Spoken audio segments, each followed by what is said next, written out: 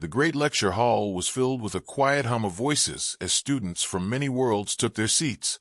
The air shimmered slightly with the soft light of the high ceiling, and banners of the Galactic Academy swayed gently in the climate system's breeze. At the front stood Professor Valen, tall and thin with silver hair that caught the light like threads of ice, his long robe moving softly as he stepped forward, his eyes scanning the room with the confidence of someone who had taught for a lifetime.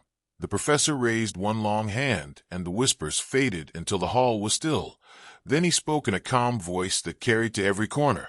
He said that the transit equation was the foundation of all known travel, a law that no mind in the galaxy had ever broken.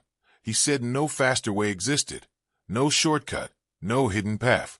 The students listened with quiet respect, some taking notes with glowing tablets, others leaning back as if hearing something they already knew.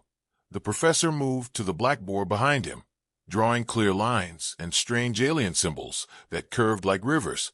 He explained that the equation set the limits of speed, that it was written into the nature of the universe itself. Then he looked over the class and said that even if every mind in this room worked together for 1,000 years, the result would be the same.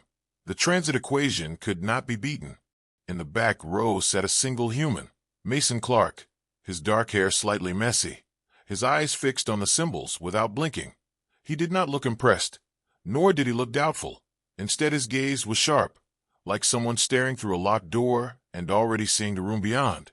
Mason's hands rested on the desk, still and calm, but in his head numbers and shapes and strange ideas were moving fast. The professor's words settled in his mind not as truth, but as a challenge.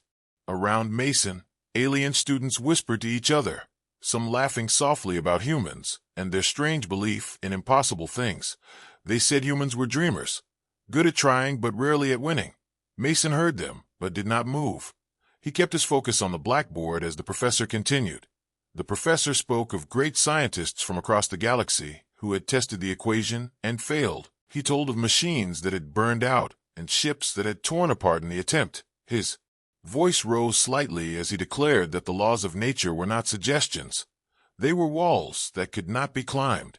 When the lecture neared its end, the professor paused and let his gaze sweep the hall again. His eyes stopped on Mason for a moment, perhaps noticing that the human had not looked away once. Then, with a faint smile that did not reach his eyes, he added a final remark. He said if anyone in this room found a faster way, it would take decades of work, not a night. There was a light laugh from the students, soft but spreading, and the professor allowed it, as if the matter was already closed. The bell chimed to mark the end of the lesson. Chairs scraped, voices rose, and students began to file out through the tall doors. Mason stayed seated for a moment longer, his mind turning over every line of the transit equation, every assumption the professor had spoken as fact. Then he stood, gathering his small bag and stepping into the moving crowd. He did not join in their talk. His face was calm, but his eyes burned with the quiet fire of someone who had already begun a journey in his mind. The corridors of the academy stretched ahead, lined with tall windows, showing the endless stars beyond. Mason walked through them without hurry, his thoughts moving faster than his feet. He was already taking apart the transit equation in his head, already thinking of the angles no one else had seen, already searching for the gaps between the rules. He knew most believed the professor's words were the final truth, but to Mason they were a locked door, and locked doors only meant there was something behind them worth finding. As he passed an open study hall, Mason heard a group of alien students laughing. One of them said the human had looked ready to argue with the professor. Another said humans never knew when to quit. Mason kept walking, their voices fading behind him, his focus on the idea forming in his mind, an idea so strange that it made even his own thoughts hesitate for a heartbeat before rushing forward again. He could almost see the shape of it, a path no one else had noticed, hidden under the weight of centuries of belief. Outside, the academy spire rose high into the night sky, its lights shining like a beacon across the stars.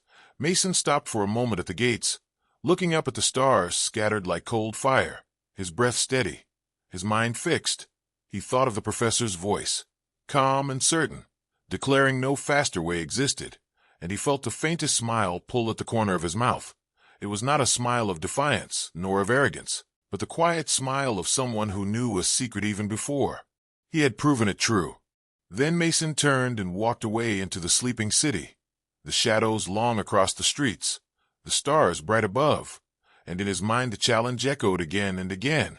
No faster way exists, and in answer his thoughts whispered back, "We will see."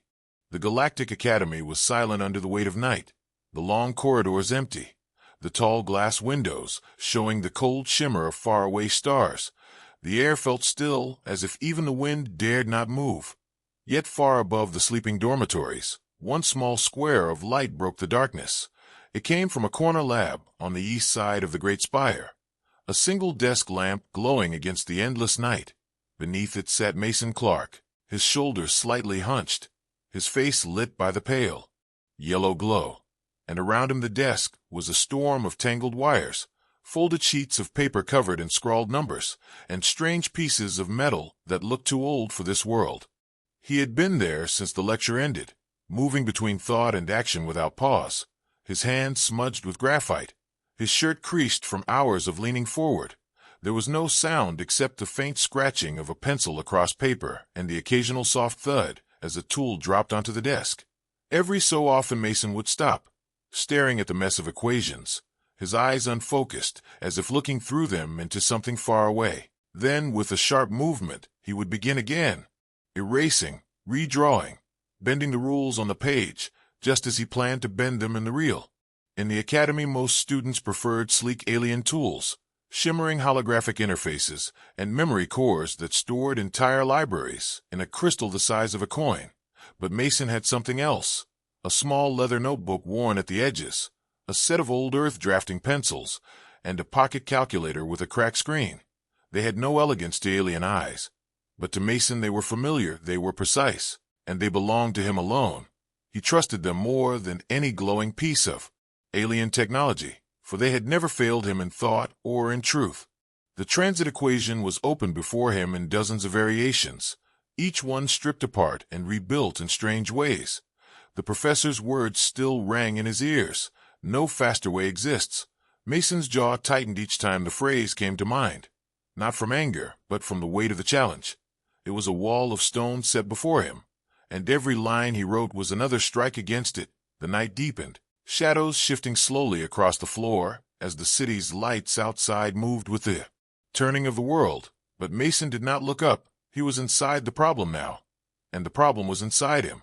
The idea had started forming during the lecture, a flicker in the corner of his mind when the professor had drawn the second equation on the blackboard. It was subtle, something others would miss, like the faint difference in tone between two notes of the same song. To Mason it was enough, a hint that the transit equation was not complete, not unbreakable, that it left a thin space between the lines where something else could pass. If he could only find the shape of that space, he could make the leap no one else had dared. Hours passed, the light from the desk lamp casting a small circle of gold in the darkness. Outside, the stars drifted slowly across the window glass. The academy's great clock tower chimed the second hour past midnight. Mason's fingers moved over metal plates and small coils, fitting them together in a shape that seemed both crude and precise at once. It was not the sleek body of an alien ship drive. It was rougher, built from scraps gathered quietly over weeks, some from abandoned storage rooms, others from discarded prototypes no one had cared to fix, and in its heart lay a crystal not of alien make, but cut from a fragment of Earth's lunar quartz, something he had carried since childhood. The hum began small, a low tremor in the air that seemed to come from nowhere. Mason adjusted the coil angles by hand, each movement exact. The hum grew, filling the room like the vibration of some great hidden engine. He glanced at the readings on the small analog meters he had wired himself, numbers climbing higher than his earlier predictions. The edges of the metal frame began to warm under his touch, yet the crystal at its center glowed faintly cold. The balance between them was delicate. One wrong turn, and the whole thing could collapse into useless smoke. Far below, in the shadowed hallway outside the lab, a shape moved, tall and thin, dressed in the dark robes of an academic aide. Yarrick, assistant to Professor Valen, had heard the faint hum during his rounds and followed it. Now he stood just outside the half-closed door, the dim light spilling into the hall.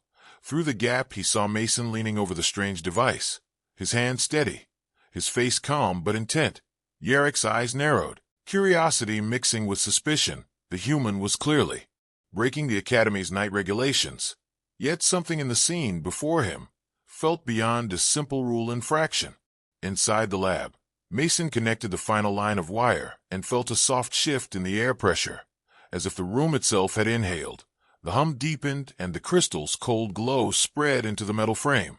A faint ripple passed over the surface of the desk, like heat haze over sand. He checked the energy levels again, his pencil hovering above the page to mark the point. Then he noticed it, a tiny flicker at the edge of the device, barely visible, like light bending where nothing should bend. His heart gave a single strong beat. The sign was there. The gap between the lines of the transit equation was opening. Yarek's fingers tightened on the edge of the door, his alien eyes catching the ripple in the air. He had never seen anything like it, not in any sanctioned experiment. He reached for the small recorder at his belt, aiming it at the desk. The device began to capture the scene. Every reading, every sound, every change in the light. Mason did not notice. His focus locked on the shimmering curve forming around the crystal. It was like the skin of a bubble, thin and delicate, yet inside its space seemed to twist, angles wrong, distances strange. The hum grew to a steady tone that seemed to press against the ears. Loose sheets of paper on the desk trembled slightly. Mason reached for the main switch, his breath slow and steady. The time had come to see if his path through the impossible was real. His hand closed over the switch handle, his mind running through every calculation, every risk, every unknown. Then with one smooth motion he pulled it down. There was no flash, no explosion, only a sudden absence. The device was simply gone. The hum cut off in a heartbeat, the desk bare except for the empty outline where it had sat. In the hallway, Yarek froze, staring through the gap in the door at the space on the desk, his recorder still running. Mason looked at the empty surface, then at the meter still in his hand. Its needle swung wildly before settling at a reading he had not believed possible. Outside the lab window the stars shone cold and distant, yet somewhere beyond them, far beyond the reach of the Academy's fastest ships, something new had just arrived, and no one but Mason Clark knew it was there. The air in the long corridor outside the East Lab was still and cool, shadows stretching from the tall arched windows, with a faint glow of distant stars painted pale silver lines across the polished floor. Yarek stood in that shadow, his tall thin figure unmoving, his hands folded behind his back in the silent patience of one used to waiting, his eyes fixed on the narrow gap in the lab door, where a golden line of light spilled into the hall. He could still hear the hum from inside, low and strange, not like the sound of any approved Academy experiment. And he could feel the faint tremor in the stone wall under his fingers. Something inside that room was bending the quiet. Yarek was the personal aide to Professor Valen, a position of trust and quiet influence. It was his task to observe, to gather information, to notice the small movements others missed. And this night his attention had been caught by the steady glow from the lab when all others had gone dark. As he had moved closer, the sound had grown, not loud but deep, as if it came from under the surface of the air itself. He knew the professor valued order and precision, and this was neither, yet he hesitated before entering. Something about the rhythm of the hum made him feel he was hearing the heartbeat of something alive. Through the narrow opening he could see Mason Clark bent over the desk, the human's hands moving with careful speed, each motion purposeful. The desk was cluttered with odd shapes of metal, loops of wire, and paper covered in tight lines of symbols. Yarek's alien eyes caught every movement, and he noted the human's strange calm, the way his breath did not quicken even as the glow from the crystal at the center of the machine began to spread into the surrounding frame, light bending around it, in a way that made the edges of objects seem to shift when looked at directly. The air shimmered in a way that made his vision blur for a heartbeat before clearing again. Yarek's instincts told him to call for security, to bring others to witness this strange breach of protocol. But another instinct told him to wait, to watch, for there was something rare here, something not yet ready to be touched by the noise of others. So instead he reached slowly to his belt and drew a small recorder, a thin rod of black metal no longer than his hand, with a glass eye that adjusted silently to the dim light. He aimed it through the gap, the device capturing each moment the rise and fall of the hum, the slow climb of the needle on Mason's small meter. the sudden ripple in the air that seemed to wrap the space around the machine like a cloak. Inside the lab, Mason was unaware of the eyes on him. His world was narrowed to the calculations in his mind and the device under his hands. The transit equation was alive in his thoughts, a shifting puzzle whose lines he was redrawing even as he worked. He adjusted the coils with a precise twist of his fingers. The hum changed pitch slightly, and the ripple in the air grew more defined, becoming a curve of distortion that wrapped close to the crystal. It reminded him of a drop of water, stretching into a bubble, delicate and strange. His heart felt the quiet thump of a moment too important to rush, so he moved with care, each adjustment small, each wire checked twice. Yerrick leaned closer to the gap, his breath held, his eyes widening as the ripple shimmered brighter. The golden light from the desk lamp seemed to bend toward it, and the edges of the desk wavered as if seen through heat. He had seen many experiments in his years under the professor, some dangerous, some brilliant, but nothing like this. The human was not simply testing a theory. He was shaping something new from it, breaking the hard lines of the equation and letting something else flow through. Yerrick felt a small shiver run along the back of his neck, the kind that came when the air before a storm began to change. The hum grew until it was more than sound. It was a weight in the room, pressing gently against the walls. The papers on the desk trembled slightly. The needle on the meter swung far into the red.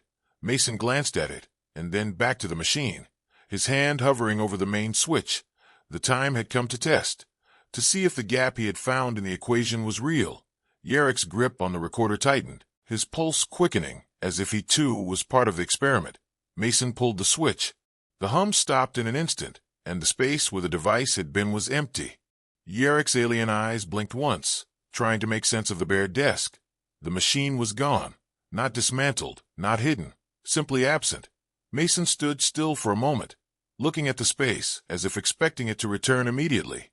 The silence was heavy, the only sound the faint ticking of a small clock on the far wall. Then Mason leaned over the desk, checking the readings still blinking on a side meter. His lips moved as he noted the numbers in his notebook, his face unreadable except for the sharp focus in his eyes. In the hallway, Yerrick's mind was turning quickly. He had proof of something impossible, something the professor had sworn could not be done. He could take this to Valen at once, gain his favor, perhaps rise in the ranks of the academy. Yet a small thought held him back. If the professor saw this too soon, the human might be removed from the academy before the work was complete. And Yerrick had the feeling that this work was only just beginning. He had seen ambition in many students, but Mason's movements were not those of someone seeking approval. They were those of someone seeking truth, and truth was a dangerous thing in the wrong hands. Inside, Mason stepped back from the desk, rubbing his eyes briefly before glancing toward the window. Beyond the glass, the stars hung in their cold stillness, but he knew one point among them had just been touched by his machine. Even if for the smallest instant, he imagined the frost forming on the frame as it had passed through that void, the kind of frost no planet could make.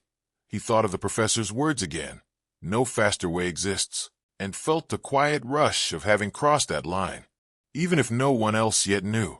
Yerrick pulled back from the door, moving silently down the hall, the recorder warm in his hand.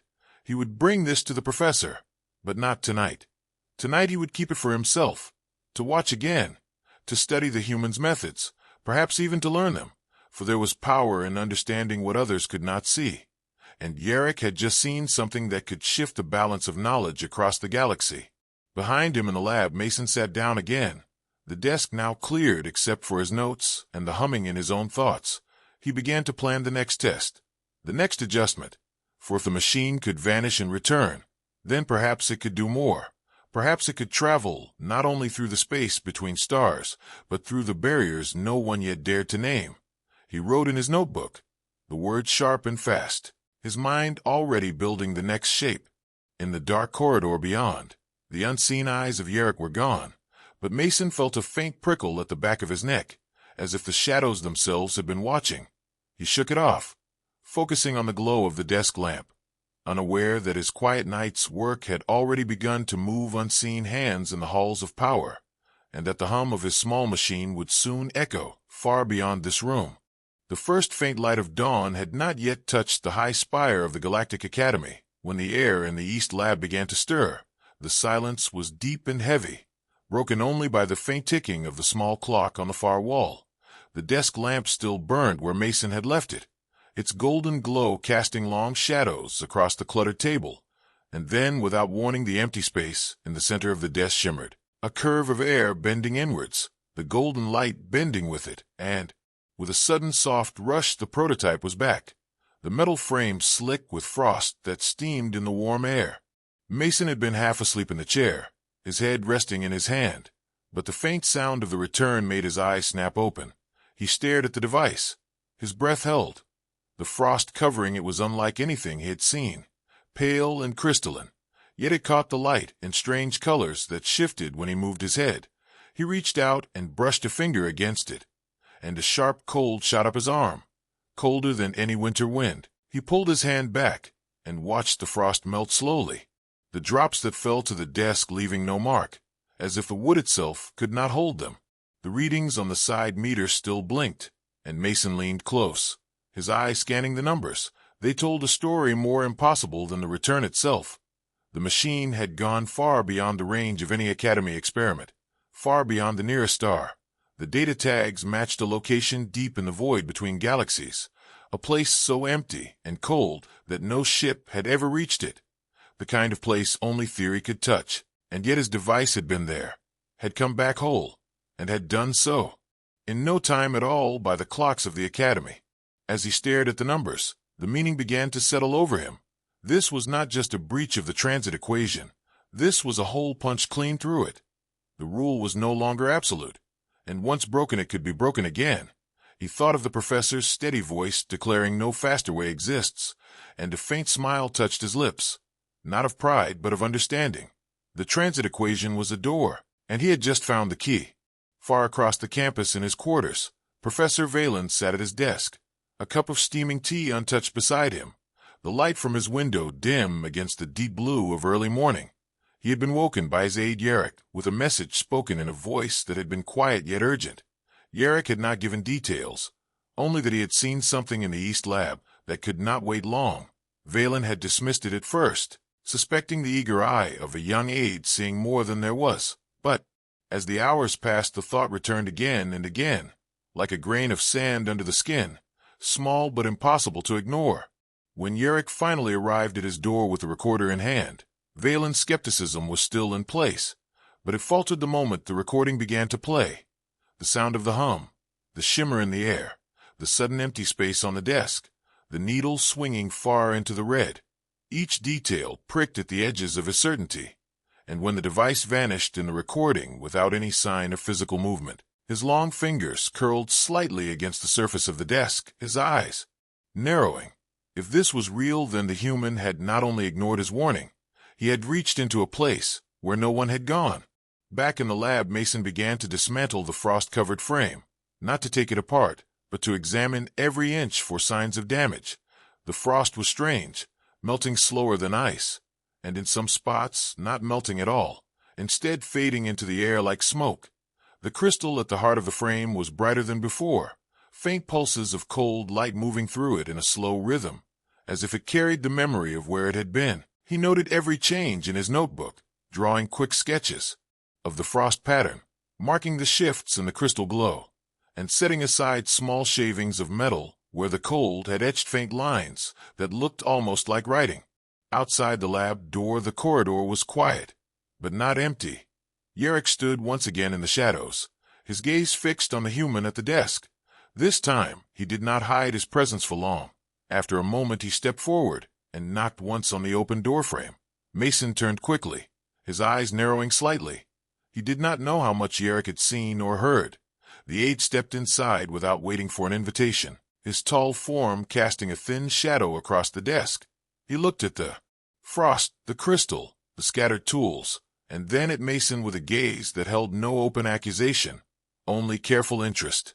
Yarrick asked in a calm voice if the human had worked all night. Mason gave a slow nod, choosing his words with care, saying only that the device had done what it was meant to do. Yarrick's eyes flicked to the frost again and back. Then he said the professor would wish to see a demonstration. Mason felt the weight of that sentence settle in the room, A demonstration meant scrutiny, measurement, and the attention of those far beyond the academy walls. Yet he could not refuse without raising suspicion. He told Yerrick it would take time to prepare, and the aide gave a small nod before turning to leave.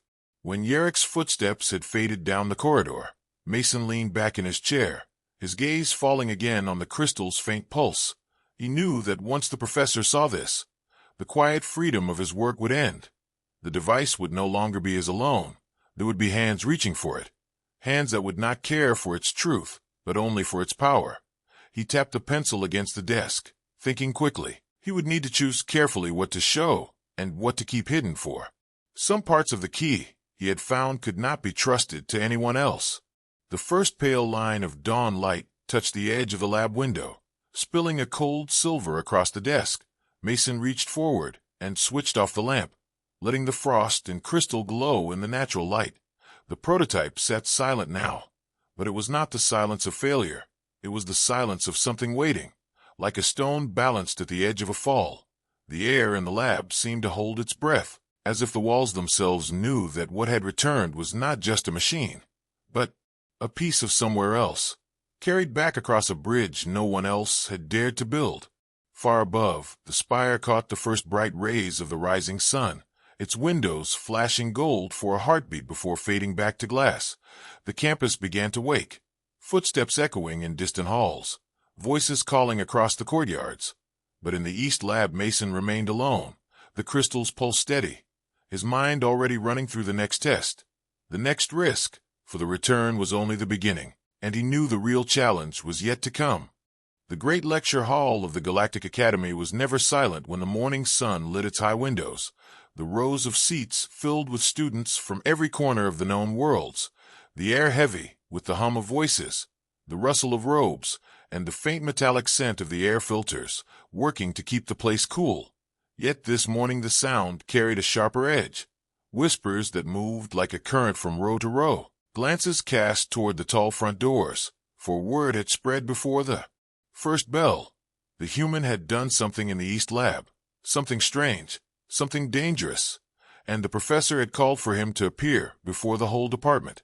When Mason Clark stepped through those tall doors, the sound dipped for a heartbeat, then rose again in murmurs. He walked with his head high, but his pace steady, his dark hair a little unkempt from a night with too little sleep, his bag slung across his shoulder, his eyes scanning the room not for faces, but for the figure waiting at the center. Professor Valen stood behind the broad podium, his silver hair catching the light, his long fingers resting on the edge of the carved wood, his expression calm, yet carrying a weight that pulled at the air around him. Beside him stood Yerrick, his thin form half in shadow, his eyes steady on Mason as if measuring each step he took. Mason reached the front and stopped just short of the podium, the eyes of hundreds of students and faculty turning to him like the pull of gravity. The professor's voice came quiet but sharp, asking if the human would explain what he had built in the East Lab. The question was simple, but the way it hung in the air made it feel like a blade. Mason met the professor's gaze and replied that it was an experiment, nothing more. Yet his tone carried the weight of someone who knew the experiment was more than the words he used to name it. The professor's hand moved to a small control, and above them the main display lit up, showing the recording Yerrick had made. The room grew still as the image of Mason's desk appeared, the strange device glowing under the lamp, the hum deepening, the air bending, and then the sudden vanishing. A ripple of surprise moved through the hall. A few gasps from the back rows.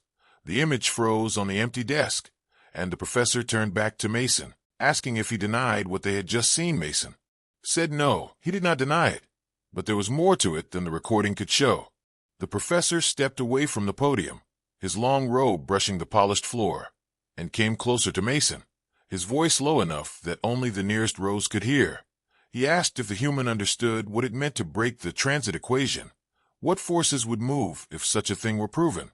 Mason said he understood, that it meant the rules were not as fixed as everyone believed. The professor's eyes narrowed. There was no anger in them, only a deep and measured calculation. Then he straightened and spoke loudly to the room, announcing that the human would conduct a formal demonstration under the eyes of the faculty and the department, that all data would be measured, and that no part of the process would be hidden. The room stirred with excitement, voices rising, some in disbelief, others in anticipation, a few in quiet resentment. Mason felt the shift in the air, the weight of attention now fixed on him like a beam of heat. He nodded once, saying that he would demonstrate, but only in the conditions needed for the device to work. The professor gave the smallest of nods, saying the demonstration would be held that evening in the main testing chamber, a place built for experiments that might shatter walls or bend laws, and that failure would end not only the project, but the humans' place in the academy. As the crowd began to break into groups, Mason turned to leave, but Yerrick stepped into his path, his face calm, but his eyes sharper than before. He spoke quietly, so that none around could hear, saying that there were many who would see him fail, some in the room now, some far beyond these walls, that once the device was seen it would no longer belong to him. Mason met his gaze and replied that he knew, and that was why there were things he would never show. Yerrick's mouth curved in a faint smile that could have been approval or warning. Then he stepped aside, letting Mason pass. The corridors outside the hall were bright with morning light, the sounds of the academy's day beginning echoing from every direction, yet Mason walked in a bubble of quiet, his thoughts turning over the details of what he would show and what he would keep hidden. The frost from the return, the strange lines etched into the metal, the slow pulse of the crystal, these were things no one else would see. Not yet, perhaps not ever, for he had learned enough about power to know that once given it, would never be returned. In his workshop he set the device on the table and began the careful work of preparing it, adjusting the coils, checking each line of wire, balancing the crystal so that its glow stayed faint but steady. He ran the numbers again, marking small changes in his notebook, altering the calibration to ensure that the demonstration would succeed, yet reveal only the surface of what was possible. Outside his window the sun climbed higher, shadows shifting across the floor, the hours moving faster than he wished, each tick of the small clock bringing the evening closer. By the time the call came from the testing chamber, Mason was ready, the device packed in a narrow case that fit snugly under his arm, his tools in the other hand. He walked through the long glass corridors, where the first stars of the evening were beginning to appear, his footsteps echoing softly. The doors to the chamber opened ahead of him, tall and heavy, the space inside wide and bare, the floor marked with circles and lines for placement, the walls lined with rows of instruments and high screens. The faculty gathered along the sides, the professor at the far end waiting with arms folded, the air in the room still and expectant. Mason stepped to the marked table at the center and set down the device, the light catching the metal, the frost long gone but the cold memory of it still in his mind. He felt the eyes of everyone in the room fixed on his hands. He began to connect the wires, to set the coils in their places, to adjust the crystal until its faint glow returned. The hum began softly, just enough for the instruments to register it. The professor gave a small nod for the readings to begin, and Mason knew the next. Moments would decide not only his place here, but the path of what he had made. As he looked up, his gaze met the professor's across the room, and in that silent exchange was the unspoken truth. This was no longer a question of whether the transit equation could be broken, but of who would own the key that could open it. Mason's fingers rested on the switch, the hum steady beneath them, and the whole chamber seemed to lean forward into the space between one breath and the next. The main testing chamber of the Galactic Academy was a space built for moments that could not be trusted to smaller rooms, its high walls lined with layers of shielding, its floor marked with wide circles of reinforced alloy, and its ceiling hung with the silent shapes of scanning arrays that could read every movement of air and every shift of energy. The lights burned bright and cold, casting no shadows to hide in, and every seat in the viewing tiers was filled, the faculty in their formal robes, senior students leaning forward in eager disbelief, visiting scientists from other worlds sitting in quiet judgment, all of them watching the lone human who stood at the center beside a strange compact device. Mason Clark stood with his bag open on the floor beside him, his hands moving calmly over the frame of the prototype, checking each coil, each wire, each contact, his face set in quiet focus. The hum of voices in the room was low but heavy, like the press of a storm cloud. and above it all stood the figure of Professor Valen near the frontier, his silver hair catching the cold light, his gaze steady and unreadable. Beside him, Yarrick leaned slightly forward, his long fingers resting on the edge of the rail as if ready to grip tighter when the moment came. The professor spoke in a voice that carried through the chamber, saying that the demonstration would be recorded in full, that every reading from every instrument would be stored and reviewed, that the purpose was not simply to test the device, but to confirm or deny the claim that the transit equation had a flaw. The words hung heavy in the air, for the transit equation was not just a calculation. It was a pillar of the galaxy's understanding of movement itself. To claim it could be bypassed was to claim that the universe's map was wrong. Mason looked up from his work and met the professor's eyes across the chamber, then turned back to the device, his fingers pressing the first switch. The hum began low and deep, rolling through the floor like the sound of a distant engine. The instruments along the wall flickered to life, their readings climbing in sharp green lines. The crystal at the heart of the frame began to glow, faint at first, then brighter in slow pulses, the glow bending the air above it in a way that made the lines of the alloy floor ripple faintly to the eyes. A murmur ran through the viewing tiers as the ripple became more distinct, a shimmering curve that wrapped around the device like a thin sphere of glass. One of the scanning arrays shifted position with a soft whir, its sensors locking onto the distortion. Mason adjusted the coil angles by hand, the hum changing pitch slightly. The readings leapt higher. The ripple tightened around the crystal, and then the light from the chamber seemed to bend toward it, shadows pulling faintly inward though. There was no wind. The silence from the crowd deepened, the tension coiling tight. Mason reached into his bag and took out a small probe no larger than his hand, placing it inside the shimmering curve. The surface bent around it without breaking. The reading spiked again, and a low vibration rolled through the floor. The professor's eyes narrowed slightly, his gaze flicking to the meters, as if confirming that what he saw was not illusion. Mason's hand moved to the main switch, and in one smooth motion he pressed it down. The device and the probe vanished, the space they had occupied left bare and calm, the hum gone in an instant, the only sound the faint hiss of cooling metal from the table beneath. The crowd's murmur returned in a wave, louder this time, voices calling questions, some in disbelief, others in excitement. Mason ignored them, his eyes fixed on the readings, the numbers still climbing for a moment before settling into a flat line. And then, as quickly as it had vanished, the device was back, the probe resting beside it, frost clinging to its surface in thin crystalline lines, steam rising in the cool air. The frost shimmered in strange colors under the cold lights, some in the room leaning forward as if to see more closely, others drawing back slightly as if from something unnatural. Professor Valen's voice cut through the noise, asking Mason directly where the probe had gone. Mason answered in the same calm tone that it had traveled to a fixed point far beyond the nearest system, its return time to the smallest measure of the chamber's clocks. The professor asked if the human understood the meaning of what he had just shown. Mason said he did, and that the meaning was that the transit equation was not a wall but a line that could be stepped over. The room was silent. Again, the words carried not with force but with certainty. One of the visiting scientists stood, his long scaled hands resting on the rail, asking how the device avoided the destructive forces that normally tore apart matter at such speeds. Mason replied only that the device did not move faster than the limit. It simply stepped around the distance itself, using a path that the equation did not account for. The explanation was simple, yet in that simplicity lay the danger, for if it could be done once, it could be done again, and with larger machines, larger ships, larger risks. The professor signaled for the readings to be locked and stored, his expression still unreadable, though his gaze lingered on Mason longer than before.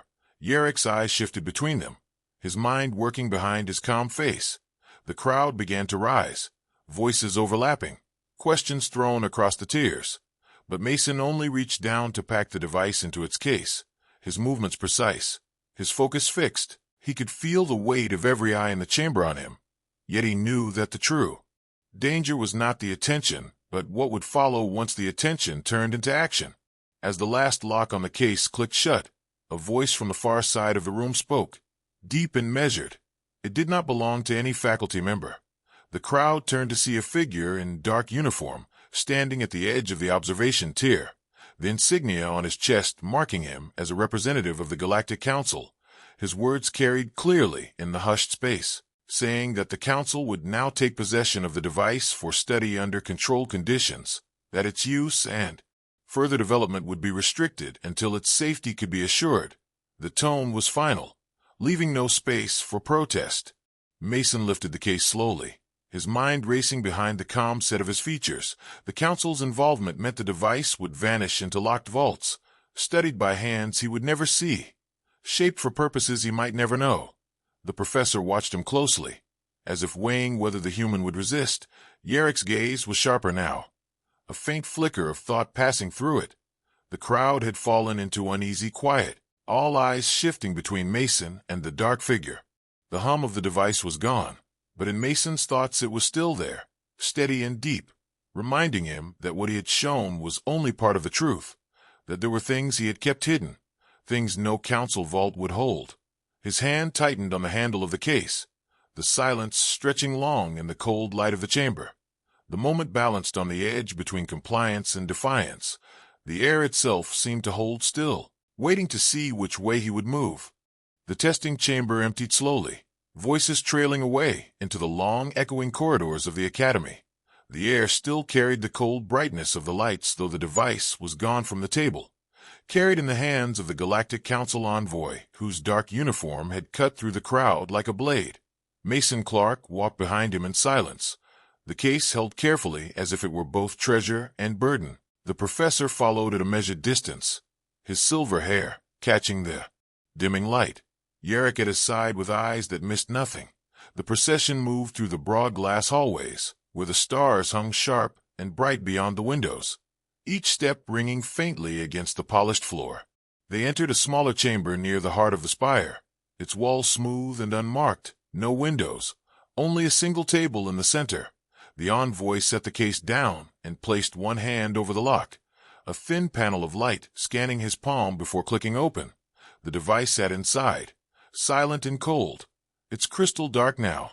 The envoy looked to Mason and asked him to explain its full function, his voice carrying the weight of authority and the quiet certainty that the answer was not optional. Mason met his gaze and said he had already explained what the demonstration had shown, that the device bypassed the transit equation by stepping around the map distance. Nothing more. The envoy's eyes narrowed, asking if there were other functions, other capabilities not yet revealed. Mason kept his tone calm and his words simple, saying that the device was still in its early form, that there was much even he had not tested. The envoy studied him for a long moment before closing the case. He turned to the professor and spoke in a voice meant for all in the room, declaring that the device would be taken into council custody immediately, that Mason would be required to assist in controlled research under their supervision, that any attempt to reproduce the device without authorization would be treated as a violation of interstellar law. Mason felt the quiet weight of the choice before him. The walls of the chamber seemed to draw closer, the air heavier. He looked to the professor, who stood still, hands folded, his eyes thoughtful but unreadable. Yarek's gaze flicked between them. The envoy's hand rested on the case, as if it were already his by right. Mason knew that if he agreed here and now, the device would vanish into vaults deeper than planets, studied by minds that would twist it into shapes he could not control. If he refused, the consequences would reach far beyond the academy. He asked in a level voice for a moment to consider. The envoy gave a small nod and stepped back. The professor and Yarek followed him to the far side of the chamber, speaking in low tones. Mason stood by the table, his hand resting lightly on the case, his mind turning fast. He thought of the frost that had clung to the frame, of the strange lines etched into the metal by the cold of the void, of the pulse of the crystal after its return, things he had shown to no one, things that were the true heart of the device. The council would never see them, because they were not in this device at all. They were in his mind alone. When the envoy returned, Mason spoke, his voice steady, saying he would assist the council in their research, that he would answer their questions, but the device would need maintenance and recalibration only he could perform. The envoy accepted this with a short nod, perhaps believing he had secured control, perhaps not caring so long as the device itself was in their hands. The professor's eyes lingered on Mason for a moment longer before he turned to leave. Yarrick followed, his expression unreadable but his gaze sharp, as if he knew there was more to the human's words than he had said aloud. The days that followed were heavy with watchful eyes. The council's researchers examined the device under layers of security. Mason worked beside them, answering questions, adjusting settings, guiding tests, yet never touching the deeper truth. He let them see enough to believe they understood, while keeping the real path hidden. The device they had was powerful, but it was not complete. Without the final alignment of the crystal and the cold signature of the void, it could never reach its full range, and those pieces remained only in Mason's notes, locked away in a place no scanner would find, and in the memory of his own hands. At night, he walked the quiet upper halls of the academy, the stars stretching beyond the high windows, his steps slow, his thoughts moving far faster. He knew the council would never release the device once they had it, that even if they claimed to guard it for safety, they would bend it to their will, to their wars, to their politics, and so the choice remained, to let them keep the shadow of the key, or to take the real key and vanish. Each night the thought grew heavier, the cold hum of the device still in his ears, the pull of the unknown ahead of him like a tide. One evening, as the twin moons rose over the horizon, casting pale light across the spire, Mason stood alone in the East Lab. The desk cleared except for a small bag. Inside it were the notes, the fragments, the tools, and a second crystal cut from the same lunar quartz as the one in the council's device, untouched and waiting. He ran his fingers over its surface, feeling the faint chill it held even in the warm air. He closed the bag and lifted it, the weight steady in his hand, his eyes on the dark horizon beyond the glass. Somewhere out there lay the paths no map had drawn, the places where the lines of the transit equation did not reach. Down in the docking bay, the small human-built craft sat among the sleek alien vessels, its hull plain and worn, but its engines tuned with quiet precision. Mason moved through the shadows, the bag over his shoulder, the sound of his steps lost under the low hum of the bay systems. He reached the craft and stepped inside, the controls lighting at his touch, the hum building beneath the floor, a hum that matched the one still in his thoughts, the one that had begun on the night of the first test. As the outer doors opened, the stars beyond seemed sharper, colder, the black of the void stretching endless. The council's device would remain here, locked away, studied, perhaps feared, but the true path would be taken elsewhere. Mason guided the craft out into the dark, the lights of the academy fading behind him, the hum rising until it filled the cabin, his hand on the crystal alignment, the readings climbing past the limits of any ship's charts, the frost forming at the edge of the console as the void reached back to touch him. The stars bent and shimmered, the cabin light pulling inward, the line between one place and another thinning until it broke. The craft stepped across it, the hum cutting away into a silence deeper than any he had known, and the void between galaxies opened before him, cold and bright and empty, a place untouched by any map. He breathed once, steady and sure, and in that moment the transit equation was only a memory, far behind, left to those who had sworn it could not be broken.